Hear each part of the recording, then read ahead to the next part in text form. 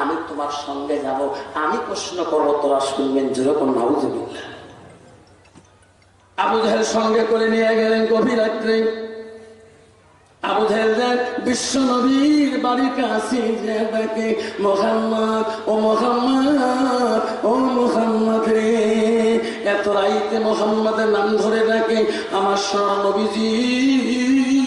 কে রে? এত রাইতে আমার চাচা আমাকে নাম ধরে ডাকে। যে আবু জাহেল চাচা আমার মুখ দেখতে পারে না, আমার চেহারা দেখতে পারে না, আজকে এত রাইতে আমার বাড়িতে কেন আগমন? যে আবু জাহেল রসুলকে এত কষ্ট দিয়েছিল, এত লাঞ্ছনা দিয়েছিল, সেই রসুলের বাড়ি আজকে আবু জাহেল কেন?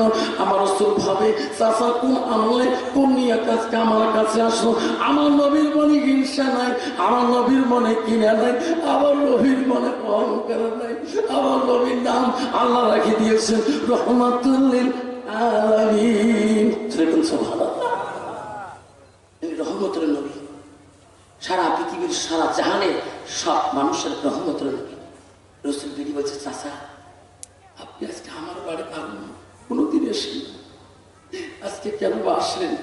আল্লাহ রসুল তো প্রতিবাদ করতে পারতো, যেরকম ঠিক না পিঠে আমার রসুলের অহংকার ছিল না, আমার নবীজির গৌরব ছিল না। আবু জাহেল তফসির আছে, যত কষ্ট দিয়েছে বাবা, যত কষ্ট আবু জাহেল দিয়েছিল, পৃথিবীর জমিনে যত নবী দিন প্রস্তাব করতে যত কষ্ট পেয়েছে, সমস্ত নবীর কষ্ট যদি এক পাল্লা রাখা হয়, আমার নবী যদি 63 বছরের কষ্ট যদি এক পাল্লা রাখা হয়, সব নবীদের থেকে আমার নবীর কষ্ট পাল্লাটা বেশি ভারী হয়ে যাবে, কষ্ট বেশি ভারী হয়ে যাবে। চাচা কেন আমার বাড়িতে?